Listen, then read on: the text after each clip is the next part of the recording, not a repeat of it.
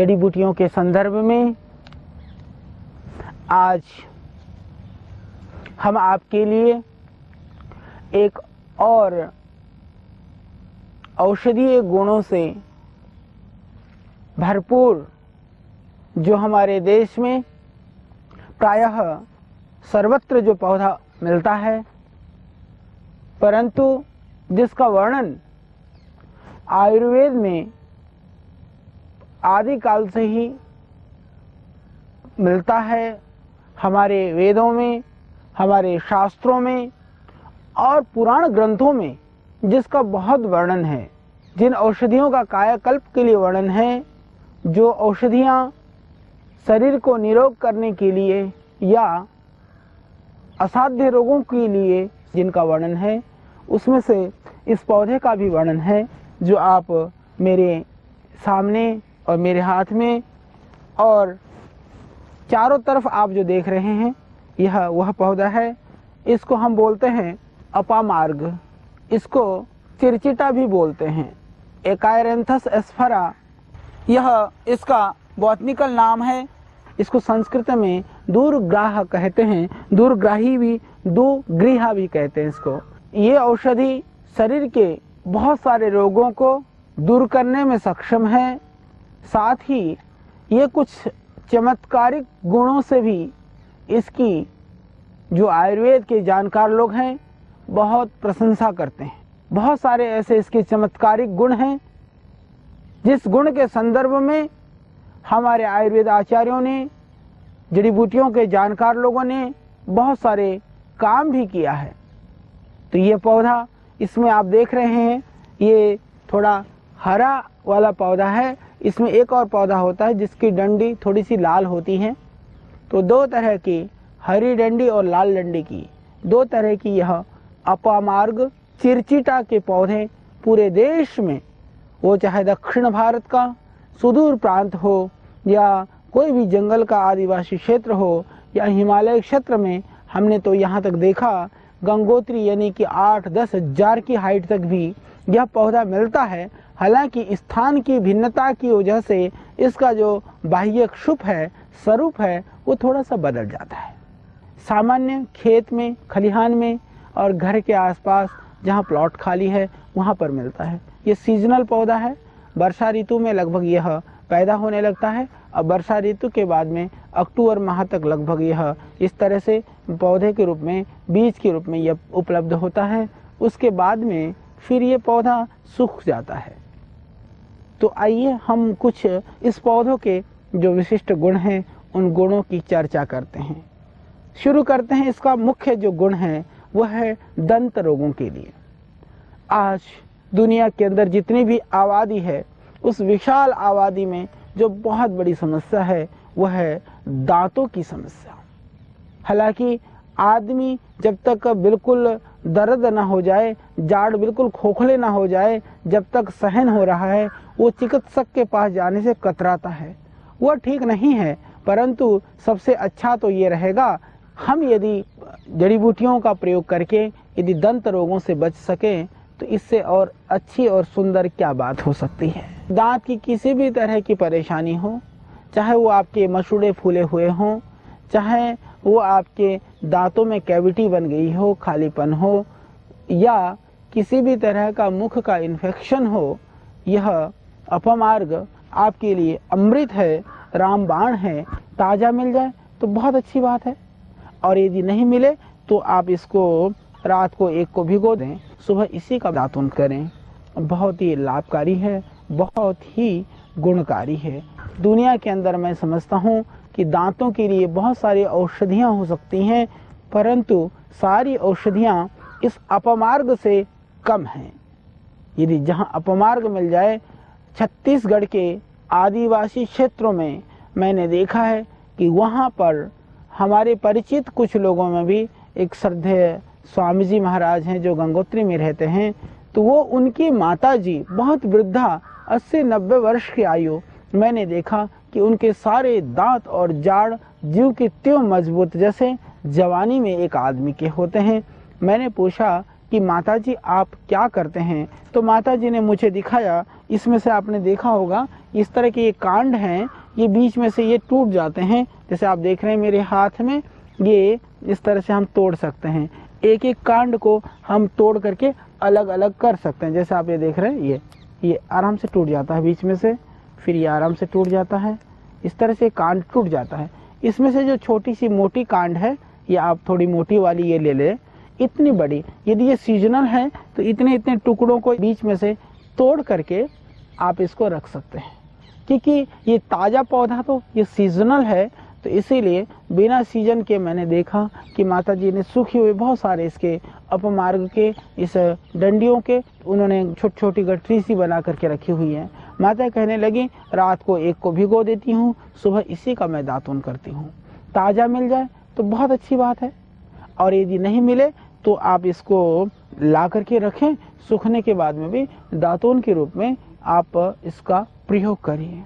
वास्तव में ये मुख रोगों के लिए और आपके मसूड़ों के लिए और दांतों के लिए एक अमृत है और एक अनुभूत प्रयोग है।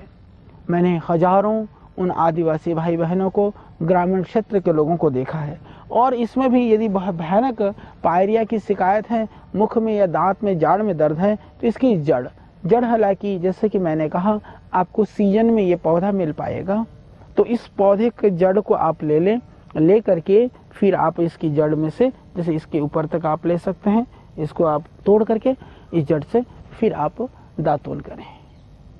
तो ये दांतों के लिए, दंत रोगों के लिए एक अनुभूत और एक वर्षों से हमारे आदिवासी क्षेत्रों में, हमारे ग्रामीण क्षेत्रों में, हमारे भाइयों में और यहाँ तक कि वैष्णव संप्रदाय में भी इसको बहुत पवित्र माना जाता है। कई लोग तो इसका नाम ही दातुन के नाम से भी ये जाना जाता है। कई क्षेत्रों में इसको दातुन के नाम से ही पुकारते हैं। ये इतना प्रसिद्ध हो गया दातुन के लिए, आपके दांत को साफ करने के लिए, कि दातुन के नाम से ही लोग इसको जानते हैं। तो मैंने आपको अपमार्ग के दांतों के गुणों के संदर्भ में वास्तव में इतना बताया है कि आप इसका प्रयोग करके देखिए, तो निश्चित रूप से आपकी जो दांत की समस्या है, दांत की जो बीमारी है, वो ठीक हो जाएगी। और हालांकि हम लोग दंत रोगों के लिए, आपको पता है हमारे यहाँ दिव्य मंजन है, उसमें भी इस अपमार्ग का कुछ हम पंचांग का प्रयोग उसमें करते हैं। वो गुणकारी है, लाभकारी है, लाखों लोग उसका प्रयोग कर रहे हैं, बहुत अच्छा है। फिर भी मैं कहता हूँ कि यदि ये हरी जड़ी बूटियाँ, ताज़ी जड़ी बूटियाँ हमें मिल जाती हैं, तो उससे बढ़ कर के बनी हुई औषधियाँ शायद उतना वो ना दे पाएँ। और ग्रामीण क्षेत्र में आप किसान हैं, आप कहीं जंगल के आसपास रहते हैं, तो मैं कहता हूँ कि आप इस तरह के जड़ी बूटियों का ही प्रयोग करें। यदि आप शहर में रहते हैं तो भी आप गांव से इन जड़ी बूटियों को मंगाइए। पेस्ट करने का मोह आप नहीं छोड़ पा रहे हैं, फिर भी मैं कहता हूं कि पेस्ट के बाद 5 मिनट से ही इसको चबा करके, धीरे धीरे चबा करके, फिर आप इसका मंजन जैसा, पेस्ट जैसा उस लार को पूरे दांतों में लगने दें, मसूड़ों में लगने दें। उससे आपके मसूड़े होंगे स्वस्थ और दांत होगा बहुत सुंदर। और जिनको कानों में परेशानी है, कर्ण रोग में भी यह बहुत ही अच्छा प्रयोग है। और कुछ नहीं, आप इनके साफ पत्तियों को ले लें, पत्तियों को धो करके उसका रस निकालें, 2-2 बूंद यदि कान में डालते हैं तो कर्ण पीड़ा, कान का जो इन्फेक्शन है, कान की जो दर्द है, वह उसके लिए बहुत ही लाभकारी है, बहुत ही गुणकारी है। कर्ण रोगों में ये बहुत ही सुंदर और बहुत अच्छा प्रयोग है। आँख के लिए भी यह बहुत अच्छा प्रयोग है। हालांकि आँख में थोड़ी लगती है, तो उसमें यही करना है, इसकी साफ जड़ को ले लें। इसमें ये ध्यान रखें, साफ सी जगह पर यह उगी हुई जड़ होनी चाहिए। इसको ले करके आप उसको घिस करके गुलाब जल में या साफ जल में घिस करके उसका अंजन करें। अंजन करने से आँख का जो फूला है, लाली है, या आँख की जो परेशानी है, उसमें इन्फेक्शन में तुरंत आपको लाभ मिलेगा। और जिसको मुंह के छाले हैं और कुछ नहीं, तो इन पत्तियों को आप चबा करके धीरे धीरे चबाएं और उसको पूरे मुंह के लार को पूरे मुंह में वो करने दें। बाद में चाहे आप थूक दें, इससे आपके मुंह के छाले भी निश्चित रूप से ठीक होते हैं। तो एक औषधि और विविध ऐसे गुण कि मानो दूसरी औषधियों से यदि आप निराश हो चुके हों तो भी फिर आपको आपके जीवन में यह जगाएगी नई आश। औषधियों का जो गुण है, औषधियों के संदर्भ में जानकारियां हैं, वो हमारे ऋषियों के शास्त्रों के द्वारा और विविध जो क्षेत्र में, आदिवासी क्षेत्र में जो लोग इसका पीढ़ी दर पीढ़ी से प्रयोग कर रहे हैं, उन लोगों के द्वारा हमें पता चलता है। तो कुछ प्रयोग हमने जो अनुभव किए, जो हमारे गुरुजनों ने जो अनुभव किए, उनके द्वारा हमें पता चलता है। तो हम एक और प्रयोग आपको बताने जा रहे हैं। ये गुरुकुल की घटना है। गुरुकुल में जब हम अध्ययनरत थे तो उस समय पर थोड़ी बचपना और ऊपर से गुरुकुल का अध्ययन और वहाँ की कठिन दिनचर्या और कठिन शास्त्रों का अध्ययन, कभी कभी काफ़ी मन एक तरह से कुछ विकल्प ढूंढता है। तो मेरे साथ पढ़ने वाले एक सहपाठी जो मेरा मित्र था, वो हमारे वैद्य जी, परम श्रद्धेय वैद्य बलराम जी, जो आज इस दुनिया में नहीं हैं, जिनके आशीर्वाद से मुझे आयुर्वेद का जो मूल जो ज्ञान है वो भी ग्रहण करने का मौका मिला था। तो वो उनके पास आता है, मैं उन्हीं के पास बैठा हुआ था, आकर के कहता है, वैद्य जी हमारा बहुत समय खराब होता है यहाँ पर। वैद्य जी ने सोचा कि यहाँ पर कुछ कार्य में इनको लगा देते होंगे, कुछ काम करना पड़ता होगा, उससे इनका शायद समय खराब होता होगा। बोले भाई बताओ किस चीज़ में समय खराब होता है? तो ब्रह्मचारी जो हमारे मित्र थे वो कहने लगे, वैद्य जी यहाँ तो सुबह खाओ, सुबह भी टॉयलेट जाओ, शाम को भी खाओ, शाम को भी जाओ, दो बार खाना, दो बार शौच करने जाना, तो हर रोज़ खराब होता है 1 घंटा। तो बोला वो ऐसा कोई उपाय बताइए आयुर्वेद में, ये जो झंझट है इससे मिल जाए मुक्ति। वैद्य जी ने कहा कि यह एक सहज प्रक्रिया है, इसको सहज होने दो, नित्य प्रति खाना भी पड़ेगा और नित्य प्रति जाना भी पड़ेगा। तो थोड़ी वो जिद करने लगे। बोले इसका मतलब वैद्य जी आयुर्वेद में ऐसी कोई विधा नहीं है, ऐसा कोई उपाय नहीं है जिस उपाय से कि हमें इस चीज़ से कोई मुक्ति मिल जाए। तो वैद्य जी ने कहा भाई उपाय तो है पर झिल जाए वो बहुत मुश्किल काम है। तो कहने लगे नहीं आप मुझे ज़रूर बताइए।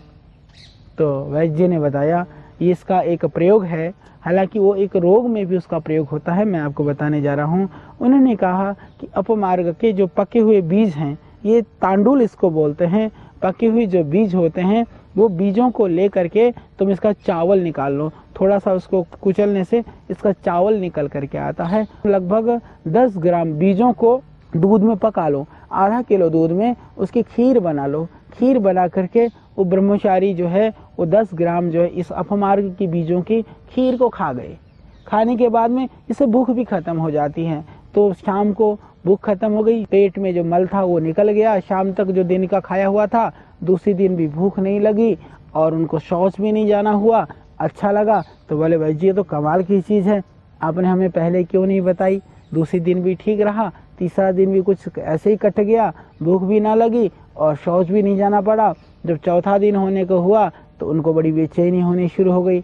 बोले वैद्य जी ये तो शौच ही नहीं होता है और बड़ी बेचैनी सी हो रही है, मैं क्या करूं? वैद्य जी ने कहा ये तो मैंने पहले ही बताया था। हालांकि 2-3 दिन की जो शांति उनको अशांति में परिणत कर दिया। हालांकि थोड़ी विरेचक औषधियाँ दे करके फिर शौच आदि से फिर उसको ठीक हो करके फिर वो ठीक हो गए। कहने का अर्थ ये, ऐसे जिनको बहुत ज़्यादा भूख लगती है, जिसको भस्मक रोग बोलते हैं, भस्मक रोग में इसका बहुत ही अच्छा प्रयोग है। तो जो भस्मक के रोगी, जो बहुत खाने पर भी भूख लगती है, सब हजम हो जाता है, फिर भी आदमी खाता रहता है, फिर भी भूखा रहता है, उस तरह के भयानक भस्मक रोग के लिए तो यह लाभकारी है। अपमार्ग के जो पके हुए बीज हैं, ये तांडुल इसको बोलते हैं, पके हुए जो बीज होते हैं वो बीजों को ले करके तुम इसका चावल निकाल लो, थोड़ा सा उसको कुचलने से इसका चावल निकल करके आता है। लगभग 10 ग्राम बीजों को दूध में पका लो, आधा किलो दूध में उसकी खीर बना करके खाओ,